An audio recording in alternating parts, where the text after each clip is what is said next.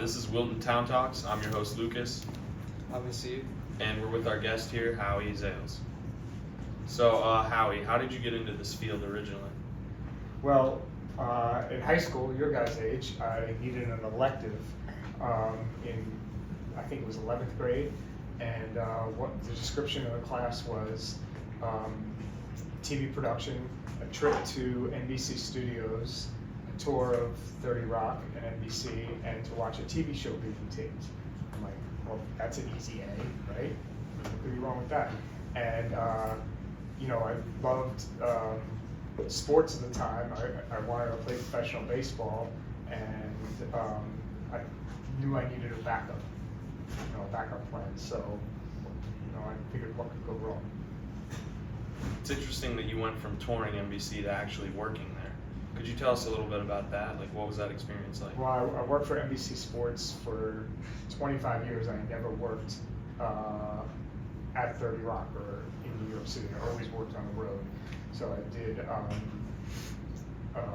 college football, Notre Dame football for over 20 years. Sunday night football, I would fill in on the Triple Crown, which is the Kentucky Derby, Preakness, the Belmont Stakes, and many Olympic Games, and various events throughout the year. Wow. So you had to travel internationally a lot, or? All over the world. Wow. What are like some of your favorite games that you filmed? Some of the favorite things I've done, Kentucky Derby, did about 20 something of them. The Olympics, I was with the U.S. women's gymnastics team in Beijing and London when they won gold medals, like on the ground, on the floor with them. I'm sure you guys know who Michael Phelps is. I was in Greece when no one even really knew who he was when he won his first gold medal. I was like at the pool, taking him out of the pool when he won his first gold medal. So that was pretty exciting because of what he became. How does it feel like that you get to meet all these famous athletes that everyone looks up to? I could be at a party or get together with people, with doctors, surgeons, lawyers, and anybody wants to hear about stories like that I've been a part of in locker rooms or around WWE or what are famous athletes like. Kids growing up that want to get into that field, they're probably looking at it like they get to work and watch the games at the same time and meet all these amazing people. How would you recommend someone gets into that field? Well, what you guys are doing right now is a great start. Definitely going to college for it and having a wide variety of background in terms of like IT, networking, computers, because when I got started to what TV is now is completely different.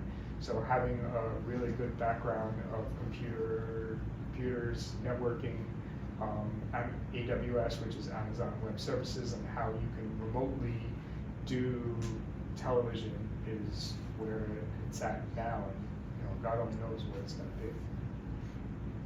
We saw on your website you're also into podcasting. Since there's sort of like how you're saying TV's changing. There's sort of like a web space now. So how did you get into that? Well, prior to COVID, my wife, who's my business partner also, we opened up another business, and we got into the event business where we produce events for companies, whether it's like company meetings or LinkedIn Lives or fireside chats. And then when COVID happened, everything shut down. So we kind of pivoted that business into doing all these virtual productions. Clients would call and say, hey, we need to interview 9 baseball players in 9 weeks. But the catch is the interviewee and the interviewer can't be in the same room because it was like during COVID. And the interviewer can never leave her house. So it's got to be all remote. And I said, sure, we can do that, no problem. And then I called my wife. I said, you're never going to believe what I just agreed to. I have no idea how we're going to do this, but we turned to my team of people that I work with regularly, and we kind of figured out a way to do it. And that led to working with athletes like, Travis Kelce, Mike Tirico from NBC Sports, Doug Flutie, who's a famous quarterback, Charles Barkley, Magic Johnson, Michael Phelps, all doing these productions virtually, never even being in the same room with them, let alone the same state, and providing content for our clients. Would you say that was sort of like a blessing and a curse, like not being able to fully meet them, but also being able to interact with people all over the world? Yeah, it was great. We one of the most fun ones we did a video cast with Jim Nance from CBS Sports and Charles Barkley for the 5th game of March Madness, and basically the whole production team wanted to surprise Charles Barkley with Magic Johnson coming on in the middle of the production. So we had a code name for Magic Johnson. We had to make sure his equipment was working without showing him on the screen, and being able to talk to him, and growing up watching him play. So he's one of my childhood heroes, right? So being able to talk to him was a pretty cool experience. For you, did you play a lot of sports growing up? Yeah, so being an athlete growing up, I wanted to play professional baseball, and I did everything possible to do that, but I knew I needed a backup, and TV was my backup. A lot of kids these days probably look to doing that if they're an athlete and they want to still stay in that field, but not play the sport because they, for whatever reason. So I also saw that you have a boot camp for upcoming like camera operators for sports. How does that work? So yeah, we have it's a hard business to get into, sports and entertainment television. There's not a lot of clients out there, and there's no on-the-job training, right? So what we decided to do is, I've always had mentors throughout my career, so I wanted to, kind of pay it forward and be able to mentor people that are just coming into the business. So we developed this 2-day boot camp, where we teach people how to use the equipment that they would see on the job site. And then I wrote a book or a manual on basically whichever position you choose, whether it's camera, audio, utility, replay, what your job is from the second you park your car to the second you get back in your car all day long. And so we go over all this during the 2-day boot camp, teach people how to use the equipment they're going to come across, and then after the boot camp, we start a shadow program.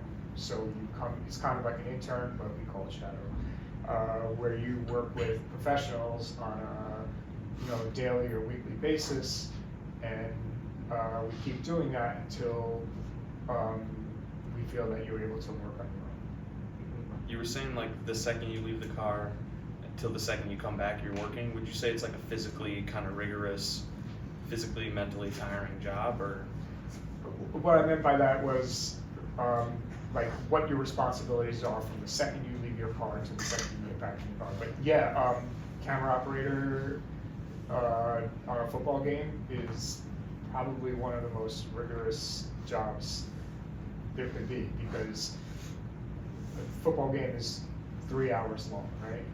But you're on the field, if you're doing a camera that's a handheld camera, which I always did, you're on the field well before the game starts, waiting for the players to come out of the locker room. Sometimes you're in the locker room getting shots of the players, putting the pads on. Then you're all throughout warm-ups, which is about an hour long, you're getting shots of the players warming up. And during commercial breaks, there are no breaks for the crew, right? There's stories that are happening on the sideline that you need to tell when we come back from commercial. So you're capturing those stories with your camera so that the announcers can talk about those stories. Going back to what you were saying about the boot camp, how could somebody like join that? Do they just show demonstrated like interest, or do they need prior? We have a website, TV broadcastsportscourse.com. People can go to, and we do it once or twice a year. And if you know, and it's like more of an interview with me. If I feel like the person's the right fit and they seem eager to learn, then we kind of move forward. And moving on, you're an Emmy Award winner. What did you win your award for, and when did you win it? For our 2008 coverage of the Beijing gymnastics Beijing Olympics. How does that feel to win like such a prestigious award? I really don't think about it much, but no, it's an honor. It's the highest award we could win, so it's definitely, feels good to be recognized. Would you say that was like the best event, Beijing? Beijing, London Olympics, the Beijing Olympics, the London Olympics, and the Kentucky Derby when Bob Baffert, who's a famous trainer, won the Triple Crown. And I followed during my responsibilities during horse races is I run a wireless camera or an RF camera, and for each of the 3 races, I followed him and his horse all day long. So it was like a little relationship I had with the horse. That's cool. So it was a cool experience. So if somebody wanted to reach out to like your boot camp or just you personally, would they go on your website? Or? Yeah, so HowieZales.com is like the umbrella website, and then all 3 of our websites are there. When witnessing these moments firsthand, it's probably like, do you ever get distracted on the job just like while you're filming? Not really, because like people will ask the next day, oh, what was the score of the game? I have no idea. No idea. I've done like 10 Super Bowls. I really only know the Giants won the Super Bowl I did that they were in, and Peyton Manning won one of the Super Bowls. I really couldn't tell you, because you got to think of it as we're telling stories. Go into it knowing what the storylines are, what your responsibility is, and it's your job to, you have a certain job function on the field, and you can't get caught up in the hype, because you have to stay kind of grounded to know what you're doing to tell the right stories. There's also like so much happening in a football game. Right. Like, how many cameramen do you need to capture all of it? Well, for like the Super Bowl, there's like close to 50 cameras. Not all of them are manned nowadays, or there's not a person operating all of the cameras, because what do they call it, at the end zone, the pylons, each pylon has 1 or 2 cameras in it, and there's 1, 2, 3, 4 times 2, so there's 8 pylon cameras. There's robotic cameras on the uprights. There is someone operating those cameras, but one person could do both sets, right? It's very, all sports is done in, whether it's football, baseball, basketball, soccer, hockey, boxing, there's a formula to it, right? And so up top, on a regular season football game, there's 3 cameras, 1, 2, and 3. If the ball's going right to left, your responsibility on camera 1 is this, depending where the ball is. When the ball goes from, the 30 to the 30, your responsibility changes. And then when the ball is going right to left, you have a different set of responsibilities. But because we've been doing this for so long, it's ingrained to know what your responsibilities are. Same with baseball, right? Baseball starts at low third. Camera 1, center field, 2, 3, 4, 5, 6 for behind home plate. Most directors will score the runners coming around third base from low first, which is camera 5. So you got to know what camera you are, how many runners are on base, where the runners are, and how many outs there are, because that changes your job function at the time.